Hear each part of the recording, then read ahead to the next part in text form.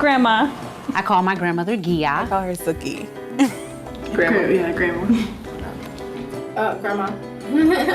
Nana. I think she thinks that like Granny is like kind of cute. Like I think that's her like Jenny from the block like upgrade on Grandma. So only my sister and I call my grandmother Gia. It was like a Suki now, you know, so she's Suki to everybody. Good night, sweetheart. Well, it's time to go. Good night, sweetheart. I haven't really heard her talk much about her life and her experience. She instilled like mannerisms and being very poised and always putting your best foot forward. Because my grandmother is really sure about who she is.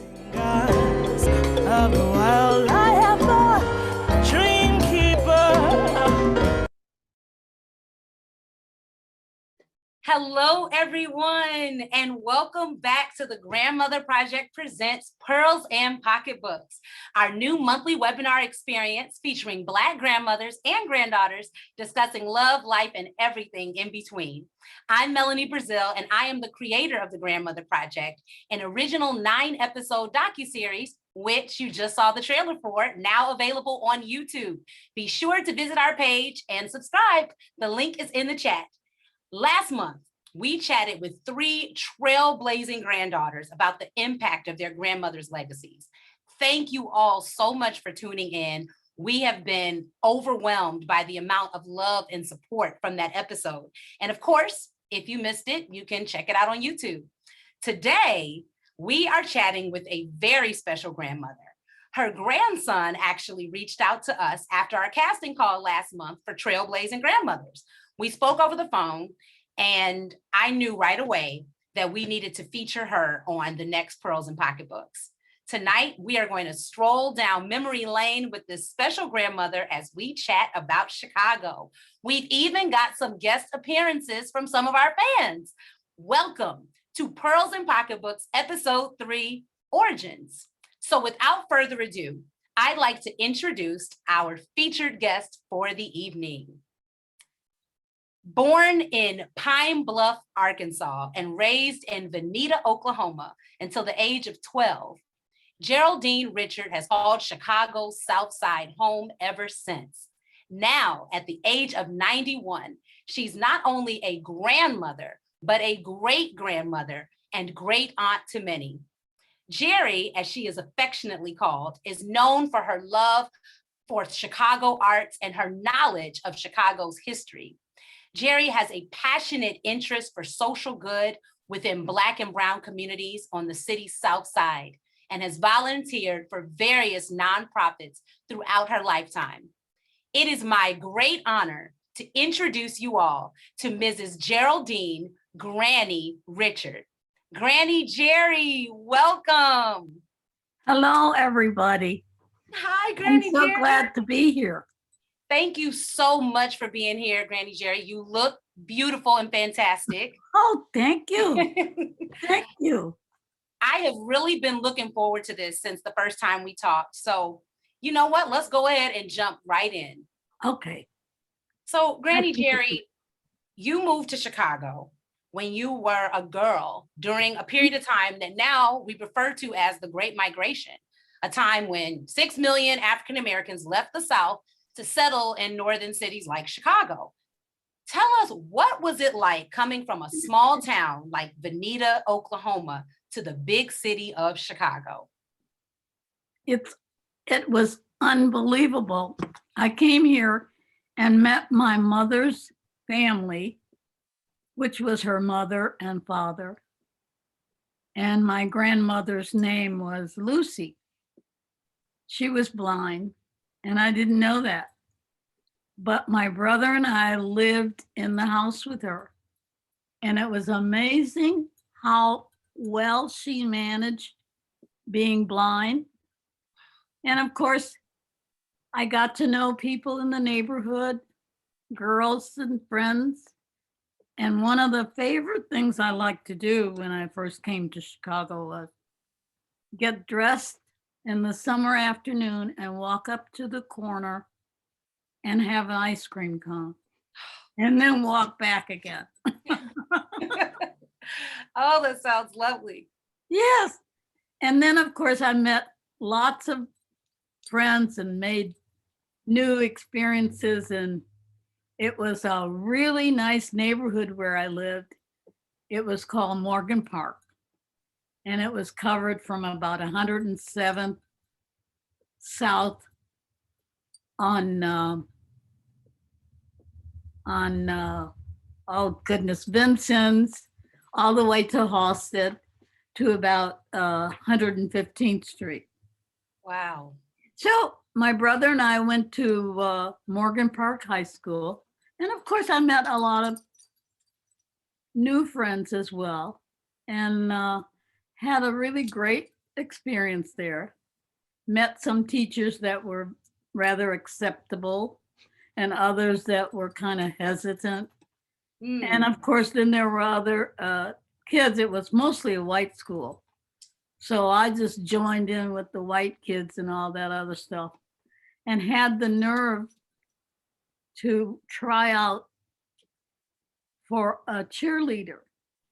I knew they weren't going to pick me because I was the only Black one that was trying out. And of course, they didn't pick me. It didn't make any difference to me. But anyway, I graduated and started to go to Wilson Junior College. And Wow. of course, you all know that that's at 69th Street, or at least it was. I don't know what's there now. Yeah, I'm not sure. They may have changed it to Kennedy King or whatever.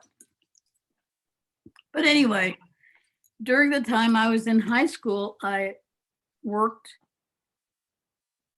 on 63rd Street, 63rd and Halsted. And that was the diggity place where you did all the shopping. I mean, Sears was over there, Weebles, all the dress shops. And of course, my mother worked at Morris B. Sachs, which was a couple of blocks south of 63rd and Halsted Street, where all the big stores were. And when my mother would get paid on like a Friday, I would have lunch with her. And we would go to the 5 and dime store. They had a counter. And I would order a hot dog, and I just loved it. Wow. So, that is so much history, Granny Jeri, and what you've been mentioning to us, even going back to Morgan Park, you talked about being in this neighborhood, which of course, a lot of these neighborhoods have changed, but Yes. you were in school and an integrated school. Now, did you make friends with the students in Morgan Park? What was that like? What was it like being one of the few or only, Black students at that time? Well, it was rather difficult, but there were always some students who were white that were very receptive. And then the fact that all the Black kids, I mean, when you reach the teenage years, everybody just was very encompassing and created the atmosphere of joining. So there were a lot of things to do, and there were more things to do when I came to Chicago than I had ever experienced. Like Yes. there was the park, what they call the playground, where you go and there were all kinds of programs that they would have. I first learned how to ice skate. I used to go there and they would have baseball games during the summer. And some of the members of the baseball team asked me to be their mascot. So I went and traveled all around the different park districts when they had games. And I had to dress in a green and white. That was their colors and stuff. Oh, nice. It was just really nice. And Morgan Park had a swimming pool, and my husband was a good swimmer. And I used to go over there and after I met him, I used to go over there when we were dating and watch him dive off the pool. And just had a wonderful time. Yeah, it was just really a great time for me. It And then sounds I- so vibrant. Yeah. And then after I enrolled over at Wilson Junior College, I became pregnant. So my husband and I, my fiance, or Octave, his name was, we got married and married in a church. Well, first of all, I had to become Catholic because he was Catholic. So I became Catholic and married in the church at 117th and Church Street and took Catholic lessons from a priest that was just marvelous. Wow. I have pictures now of us standing in front of the church for the wedding. And then not too long after that, I had my first child, and she was born in 1948. And during my marriage, I had a son that was born in 1954. And then I had a daughter that was born in 1958. I think we have a picture, actually. Why don't we let's show that. We've got a picture. Yes. Yeah, there's my family. Yes. So you can tell us who everyone is. That's Peter that's standing back. He was the second child. And then Jackie, who is in the middle between Carlotta, which is the oldest one. And I want to mention that at the time I was a seamstress and I sewed everything the kids wore. And all of the outfits they have on, I made them. Oh, wow. That is fantastic. So the person with the dark circles around their eyes, that's me. This That's is such a me because I was just overworked and underpaid. Oh, wow. But looking Yeah, good. That's my family. Oh, Yeah. that's wonderful. And you know what, Grannie Jeri? So, we asked some of our fans out there to talk about those neighborhoods. You painted such a beautiful picture of Morgan Park. Just a lively community, it seems like it was, full of ice skating and, activities. And it just seemed like a really full childhood. And so we asked one of our fans to send in a video. We're going to show that. Okay. We've got this great video from a fan, Miss Sandy B, who happens to be my mom. And we're going to check out her talking about a neighborhood that was impactful for her in Chicago. Great. Let's check it out. Okay. Hi, my name is Sandy. My grandkids call me Grammy. I spent my childhood in Princeton Park. We had a lot of fun there. We played hopscotch, listened for the ice cream truck to come down the street every evening, and we had a lot of fun running around, riding our bikes, visiting with each other. Princeton Park was a great place to live. Lots of kids, lots of families, sitting on each other's porch in the evening. We had a lot of fun. Best place to grow up. Oh, thank you so much, Miss Sandy B, Mom, for sending in that video. That's a lovely mother you have. Oh, thank you very much.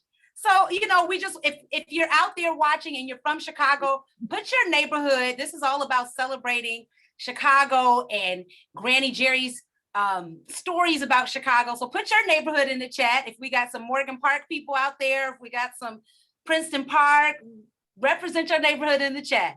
But Grannie Jeri, so going back to you, what was it like raising your family in Chicago? What was it like, raising kids, and what type of activities and experiences did you all have?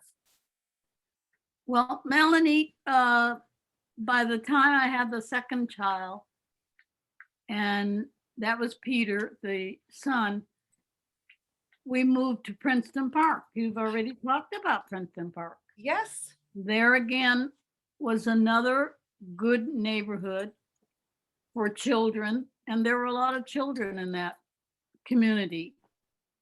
But I'd say a couple of years after we moved to Princeton Park, then the youngest was born, Jackie. And of course, that meant that the oldest and the middle child were 6 years apart. And then the middle child and the youngest were 4 years apart. So what that meant was that I had to have all these different things to do for all these different ages. Yes.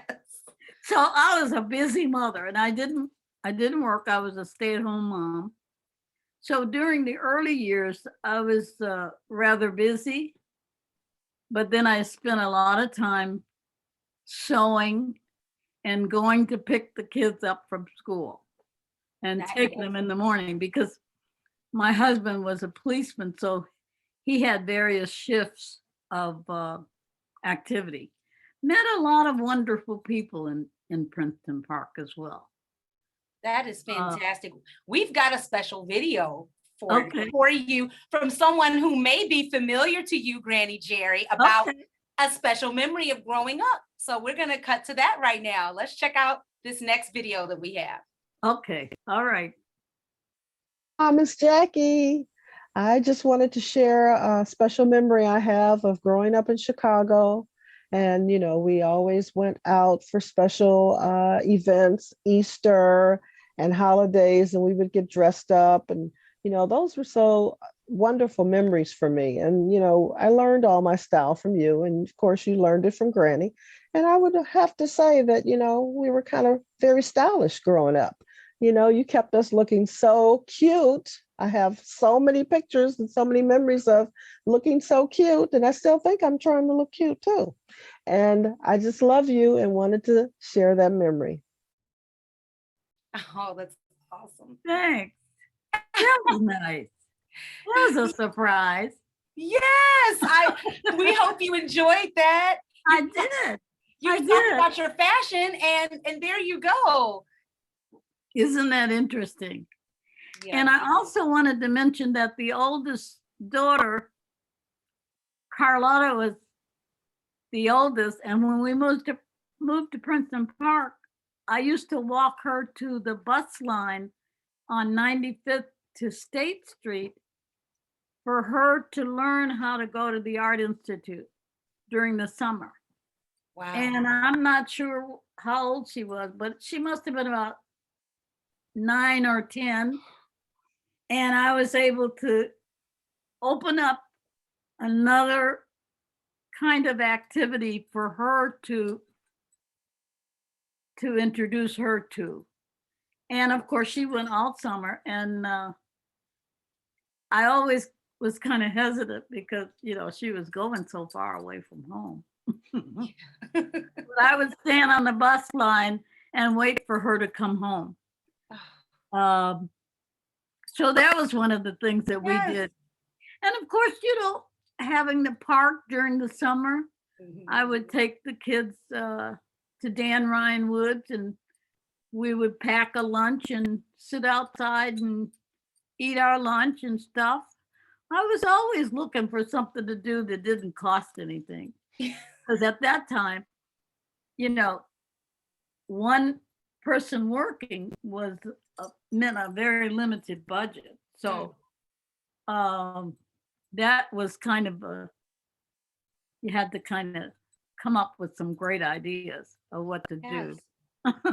You know, you listening to you speak, you know, there's this, I'm hearing this appreciation just for, you know, just taking advantage of, like you said, the things that are around that maybe didn't cost anything, but things that you could enjoy, parks and art. Where did that love for the arts, where did that come from in you? How did that get instilled in you? I'm not really sure, because no one was artistic, you know, like my mother or father. Nobody drew, but I must have just come up with it. And then passed it on to my daughters. Not only is my oldest daughter a graduate of the Art Institute, so is the youngest daughter a graduate of the Art Institute. And then, of course, Peter was a little scoundrel because I joined the PTA to keep up with my kids. So I did a lot of volunteering in the neighborhood. We left Princeton Park and came over to Gresham, and the neighborhood school was Ryder. So I would volunteer over there at the PTA. And I'll not forget one of the times that I went to help the teacher out. I went to my son's classroom. He must have been about 7 or so. And he was back in the coat closet fighting with one of the other kids. So I had to go pull them apart. Wow. But anyway, he said that little boy had been getting on his nerve and he was just But you But caught that him was in the the act. beginning of my volunteer experience. I see. So that was the beginning. And, it's incredible how active, like I said, and such an active participant in the city and in your community and in your neighborhood, So I want to switch gears just a little bit. I want to ask you about Chicago nightlife. Now, we know Chicago is a city that works hard, but we also play hard. What were some of your favorite hangout spots back in the day? Well, I didn't get to hang out very much because I was so young and still had a mother that I was mothering for 10 years. One started here and the other one ended there. It was 10 years I was taking care of. But anyway, some of the places that I did discover was a place called the Avenue Lounge on 63rd Street. And they would have live music. And I would go with friends. And then there was the Tivoli movie house on Cottage and 63rd or 64th. And I would go to the movie there.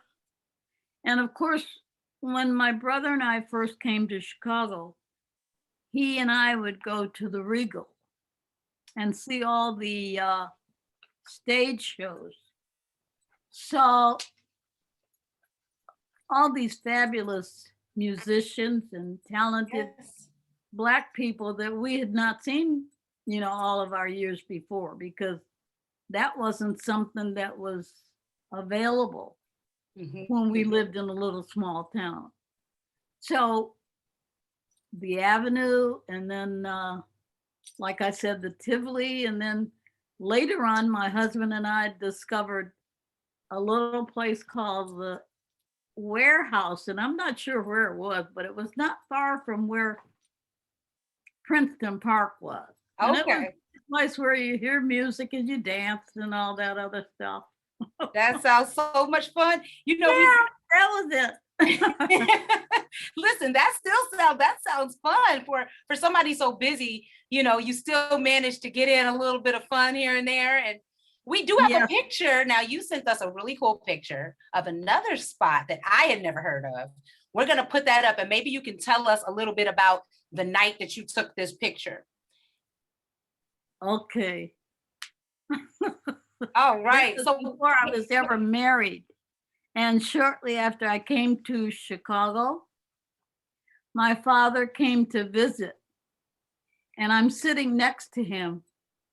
And you see, I'm just got my head all stuck up like like I'm really out for the count. I'm just so proud of myself. I had to beg my Aunt Alphany, who is in the middle, my mother's youngest sister, and Helen, my father's sister, by his mother's husband. I had to beg them to take me with them. That was the real biggie. And it was on 55th Street. Where the new Green Theater is? Yes, That's where the Rum Boogie used to be. And then, of course, there was the Delisa. We used to go there too, my aunt Alfani, the one in the middle, would take me with her to the, when she belonged to a club and they would have events and stuff like that. Yeah. Oh, wow. You all Yeah. look great. This is, I mean, you all are dressed to the nines. And that's you are you on the far left? Right here on the end. Yeah, on the left. All right. And then Next that's to your my dad. father. That's my father next to me. Yeah. I see. And then that's your aunt. Then my father, and then my aunt is in the middle. That's my mother's youngest sister. And then next to her is my father's sister by his mother's husband. So that's Wow. everybody. Yeah. The That's Rum everybody. Boogie Cafe. Yeah, it was That great. is something. I tell you. Well, thanks for sharing that picture with us. You know, it sounds like Chicago sounds like it was just so vibrant back in the day. And you also mentioned another spot. And coincidentally, we asked our fans about one of their favorite spots. So we're going to go to this video. Okay. And I think you're going to enjoy this. So why don't we cut to the next video from our fan about Chicago nightlife? All right. Okay. Hello, I am Cheryl, grandmother Rutherford. I am the grandmother to 2 young men and 2 young ladies. Back in the day, I really loved to go to the Regal Theater, which was located on 47th and South Parkway, but South Parkway is now Martin Luther King Drive.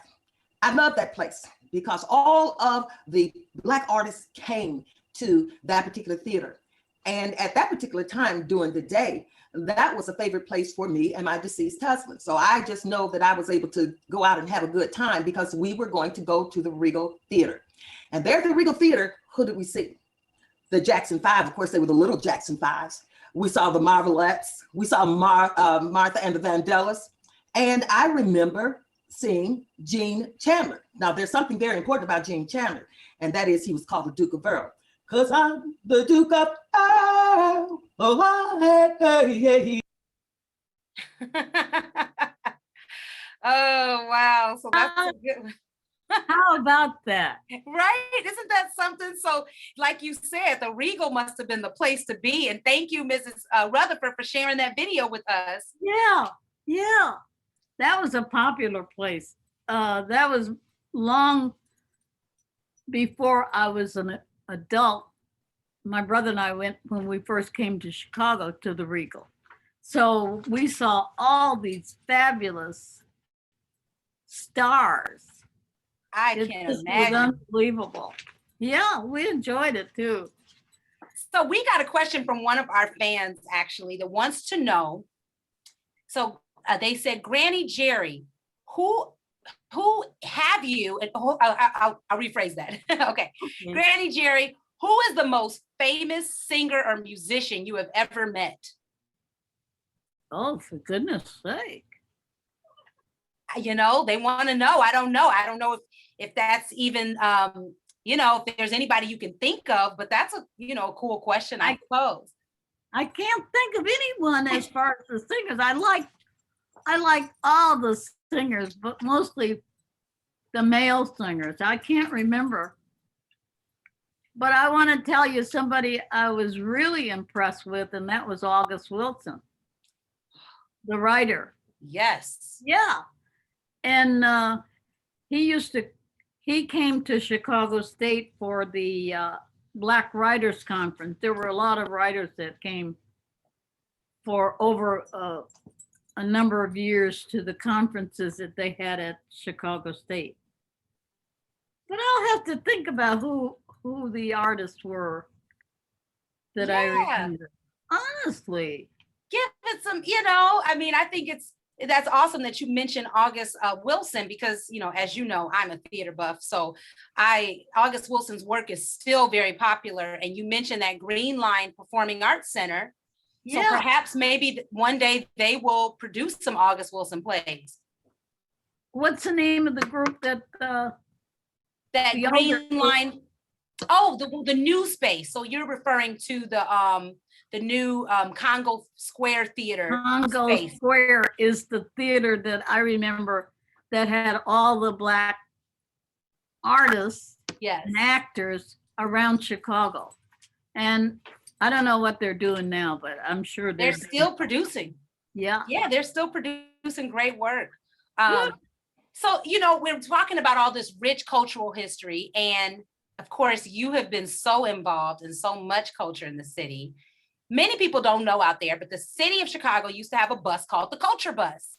Can you tell everyone about the Culture Bus and your role with it? Oh, the Culture Bus was just the neatest thing.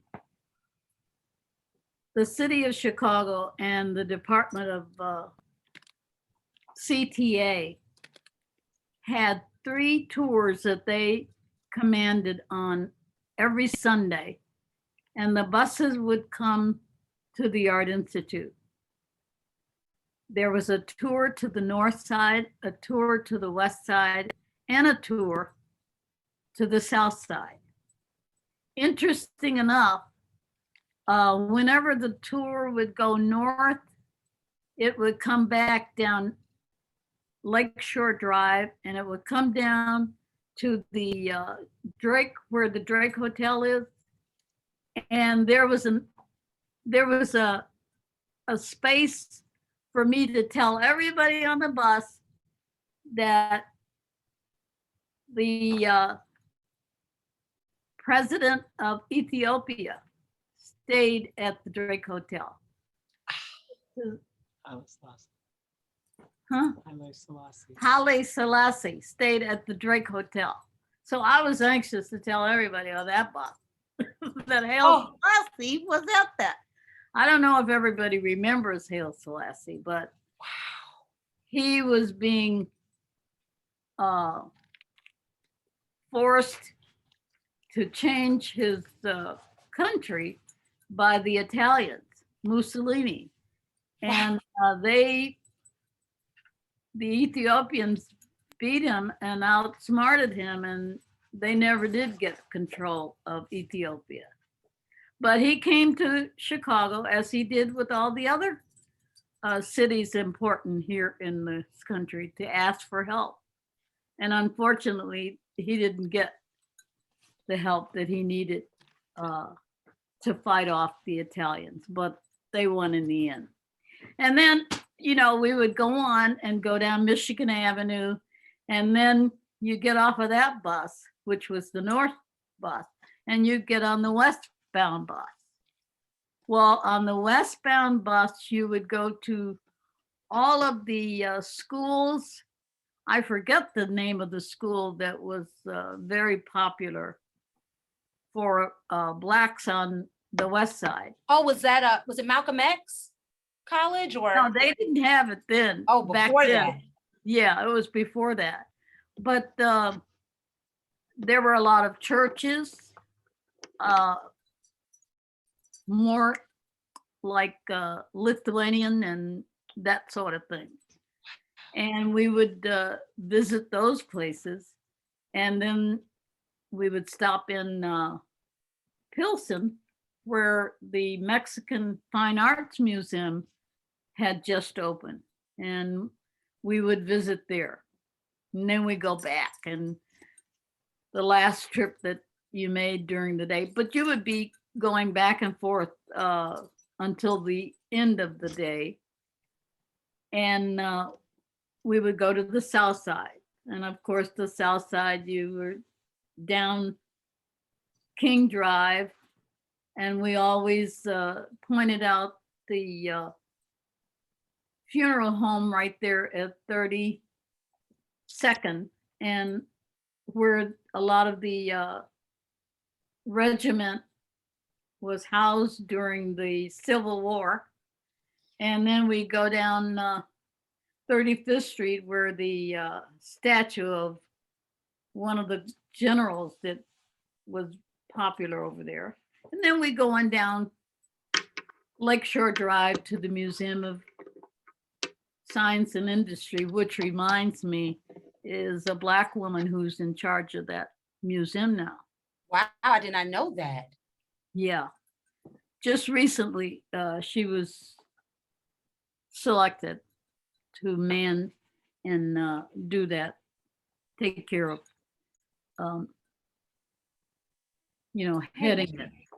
And then we would leave there and then go to the University of Chicago and talk about all the buildings and the fact that it was a teaching university at the time, and how much money and all that was involved in it. And then that would be the end. And of course, the DuSable Museum. We always went by the DuSable as well.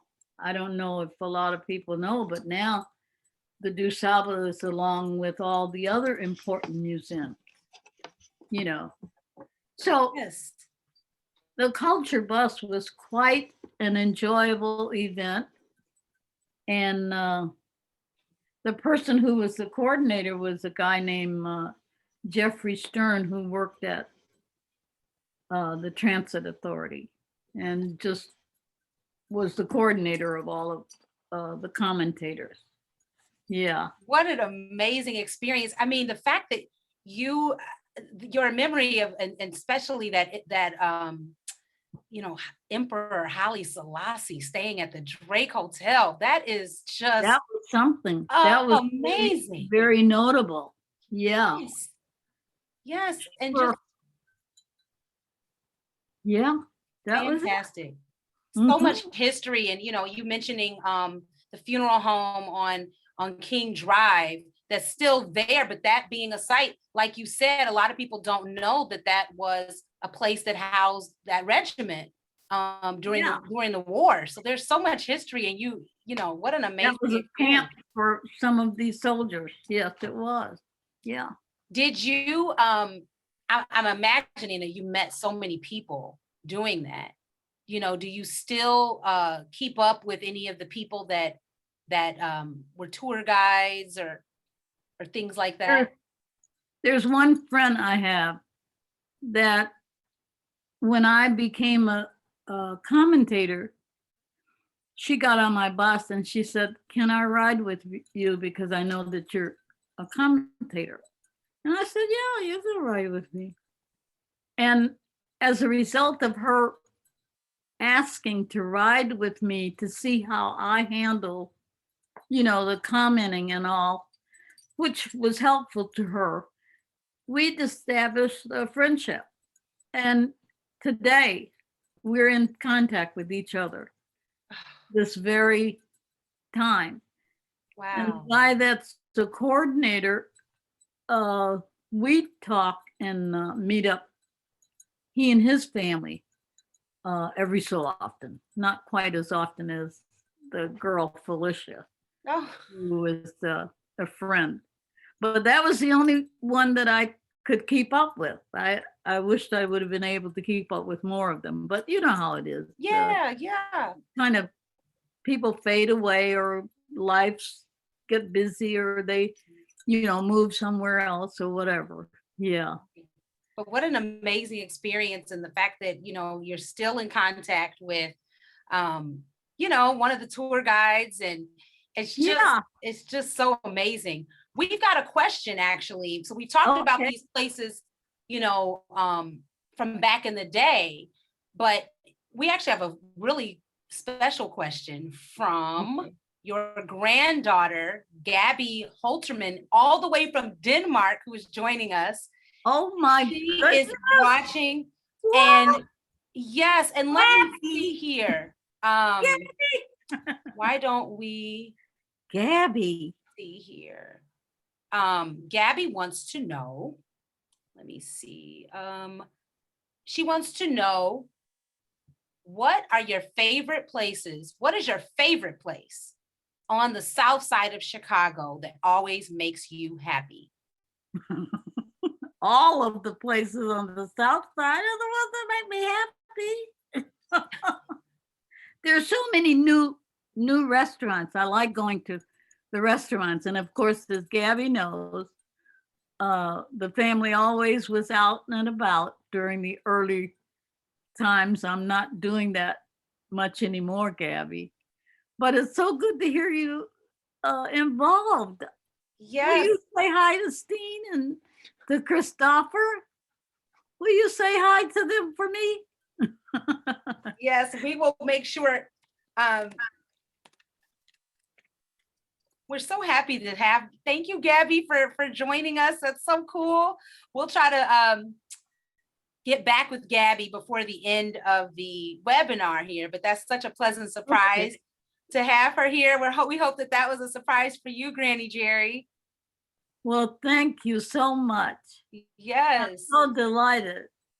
So, continuing on with all of your work in Chicago and all of the activities that you were involved in, the city of Chicago is sort of known for these social movements and social change. It's a city where people really are rooted in a sense of social responsibility. And I know that you did a lot of volunteer work with an organization called Housing Bronzeville and the Women's Auxiliary. Can you talk to us about your volunteer work? Yes, I would like to share with you that I became involved with the Housing Bronzeville through Center for New Horizons. And at the time, the Center for New Horizons was offering Afrocentric training. And that was when they had all of the houses along the expressway, CH housing, and there were a lot of people that needed the services of the Center for New Horizons. So what the center did was provided Afrocentric training to a lot of the people that were involved in those people that lived in the housing project in order to make them more up to what the demands were as far as our community and what we needed. So from there, once I completed the training, then I went on to the Housing Bronzeville and then ended up with the Hope Center. Now, Housing Bronzeville was a program that the group worked to provide affordable housing for people here in Chicago.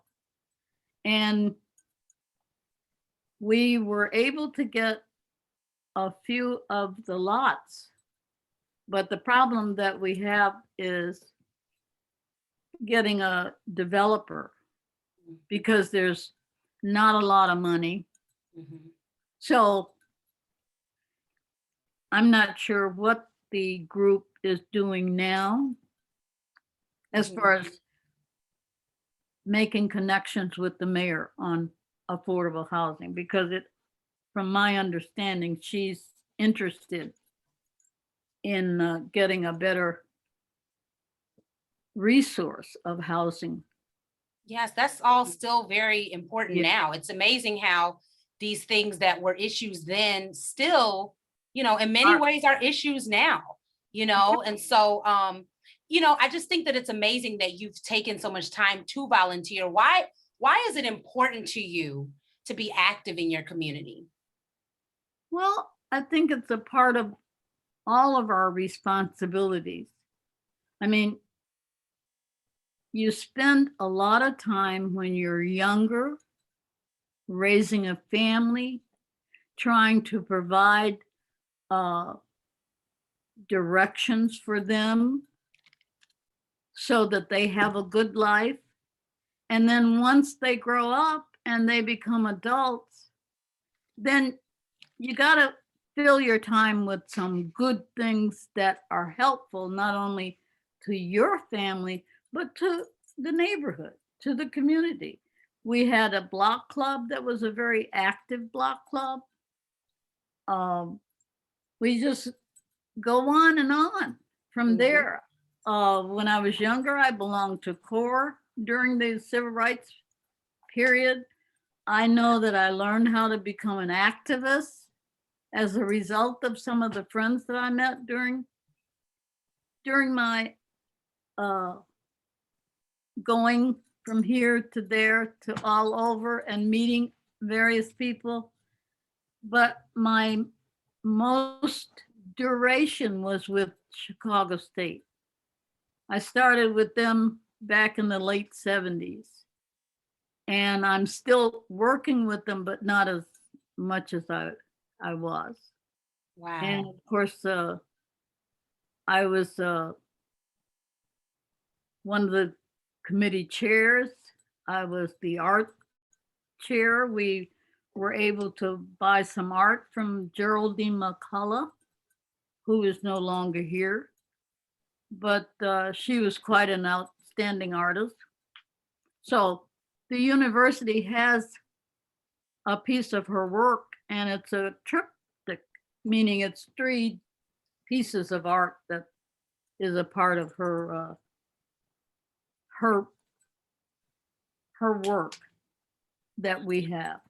So, I mean, I've been the president for a number of years, and I'm still working to give support to the women's auxiliary that's called the Taggers still today.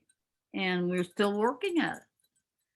Yeah. Of course, a lot has changed because the virus and the school classes are at a limit. They're all online or whatever way they do them, but there's not any students on ground, you know. Right. Yeah. It's so inspirational, Grannie Jeri, listening to all of the work that you've done. And it's really inspirational even to, someone today, because I think a lot of us want to be involved, but hesitate. And so listening to this, it leads me to the question that someone asked, one of our fans that wants to know, how can they get involved? What is the best way for a person to support arts development on the South Side? How can someone become a volunteer in the way that you have? Well, I would just simply say, wherever you want to volunteer, approach them.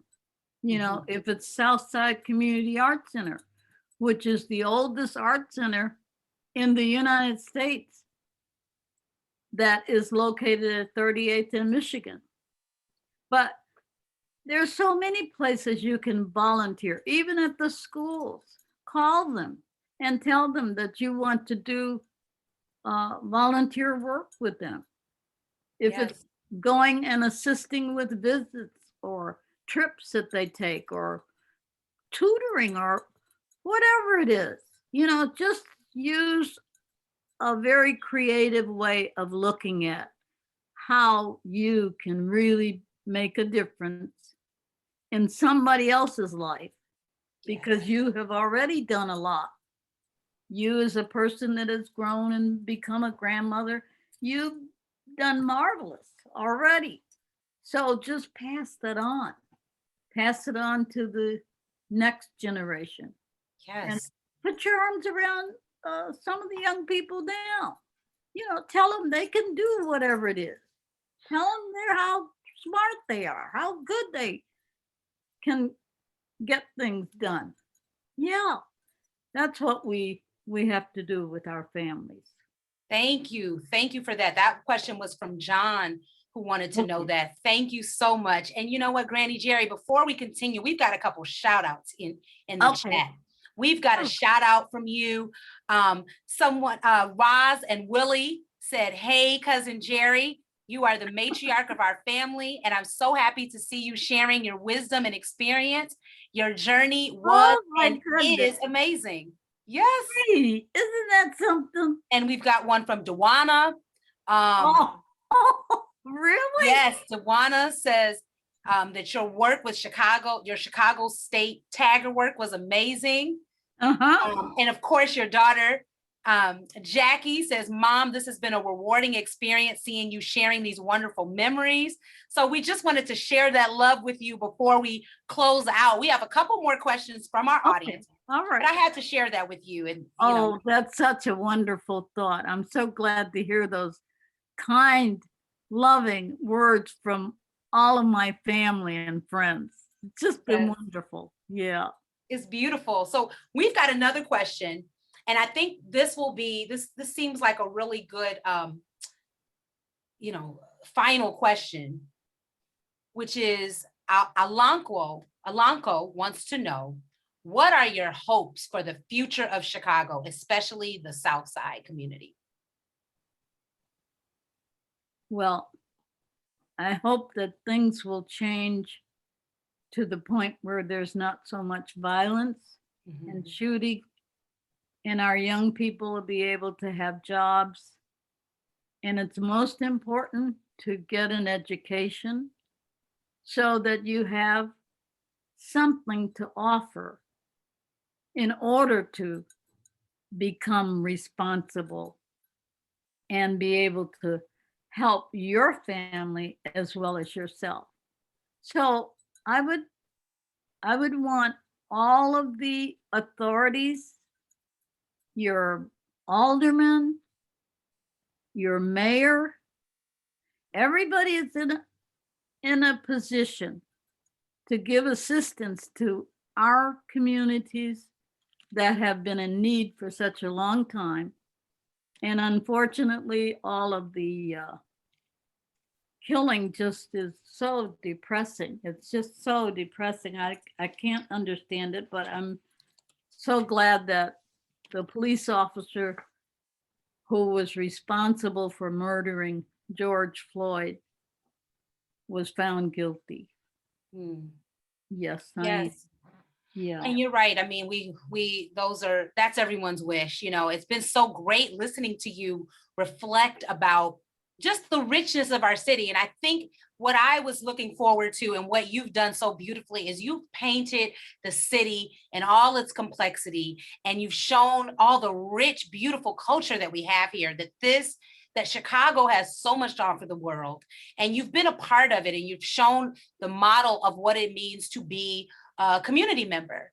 It's not just to live in the community, but it's to participate. And you've done that. And I think that is so incredible. And it's been amazing celebrating. We're not done yet, though. We are going to. All right. We've got a couple of things going on. I'm gonna let my engineer let me know when we're ready for another special hello to you. But in the meantime, why don't we want to play a game called, there we are. We have a special appearance from Gabby. We wanted to be Gabby in for you. Hi, Gabby. Hi, Gabby. How's Christopher, Gabby? Doing good. How's Steve, Gabby? How are you, Gabby? I am staying awake just to see you. It's almost 3 a.m. here. You're kidding. No, but that's how much I love you. You're worth it. Oh, honey, I love you too. I haven't heard from you in such a long time. You're going to have a birthday soon. Okay. Yeah, that's true. Right after Mother's Day. Yeah, right after Mother's Day. Oh. Well, we hope that. Thank you, Gabby, for coming in. Honey. Love you. Love you, baby. A good one. I love the show. It's really good. Thank you. Thanks for tuning in all the way from Denmark. Oh, boy. Bye-bye. Is that something? Oh, wow. We just had to do that. We thank you so much to our amazing engineer, Henrique Lazari, who has been working behind the scenes to make that happen. Thank you so much. Oh, and before we go, we want to play a game, Grannie Jeri. Okay. This game is called This or That. I'm going to name 2 Chicago famous places or things that remind us of Chicago, and you're going to pick which one you like the most. Okay. You ready? All right. I'm ready. All right. White Sox or the Cubs? I'm not one of those baseball fans. You got to pick. White Sox. All right. White South Side.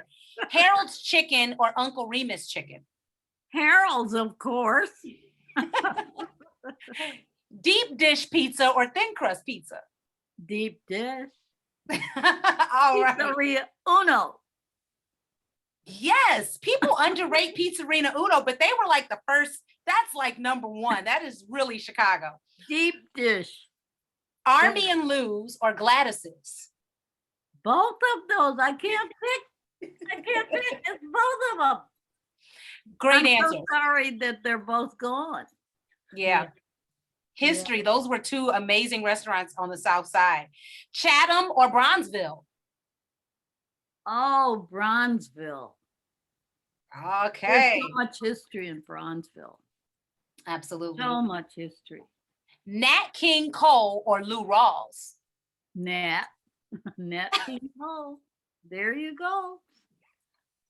That's You knew that one. Mhm. Washington Park or Jackson Park? Washington Park. You know, we passed it the other day. I had a doctor's appointment and we passed Washington Park, and I was just telling my daughter, I said, you know, years ago, we used to come over here all the time. And they had a swimming pool that everybody would go swimming. Mm-hmm. It was the greatest park. They had all kinds of things going on. I remember when I first came here, they had horses. You know, you'd go horseback riding. Yeah. They But need to bring those back. Yeah. Washington. Okay, so two more. Okay. Museum of Science and Industry or the Field Museum? Oh, I kind of think the Field Museum. Yeah. All right. Yeah. Yeah, the Field Museum is pretty nice. Yeah. Okay. All right, last question. Okay. South Side or North Side? There's more things you can do on the north side, but there's more things that are becoming that you can do on the south side. But the south side, yeah, the south side. I'm picking it. That was fun. Thank you so much, Grannie Jeri. Listen, I just want to thank you so much for this amazing, amazing interview. I've learned so much. I hope everyone out there watching, I hope you really enjoyed this. It's been an honor, Grannie Jeri. I did. I want to thank my grandson, Alexander, for connecting me with you. Yes. And his fiance, Gina, for putting us all together in connection. You know, Absolutely. It's so important for us as we live our lives to keep connecting with each other. Whatever way it is, just connecting. And I like that. I've been connected with you. And yeah. I'm honored. It's been a beautiful connection. And I want to thank them as well. I want to thank Alex Richard, Jacqueline Knowles, Gina Lawrence. And I also want to shout out Ms. Lolita Douglas, who was the winner of our Grandmother Project tote bag last month. Thank you for tuning in. You've been so loyal, and we just want to thank everyone who consistently shows up. If you like what you see, please go to the grandmotherprojectseries.com, click support. We do need support to get these programs to you. And so help us out. If you like what you see, support the Grandmother Project, go on YouTube, click support, click subscribe on YouTube. We're going to put all that information up in a second. But until then, I want to say thank you, Grannie Jeri, and thank you all. Thank you, Melanie. Thank you so much. Bye, Grannie Jeri. Bye. Thank you, everyone, for tuning in. Stay tuned to find out how you can follow and support the Grandmother Project. I want to know. All right, stay tuned. Bye, everyone. We'll see you next month on Pearls and Pocketbooks. Okay. All right. Bye-bye. I want to.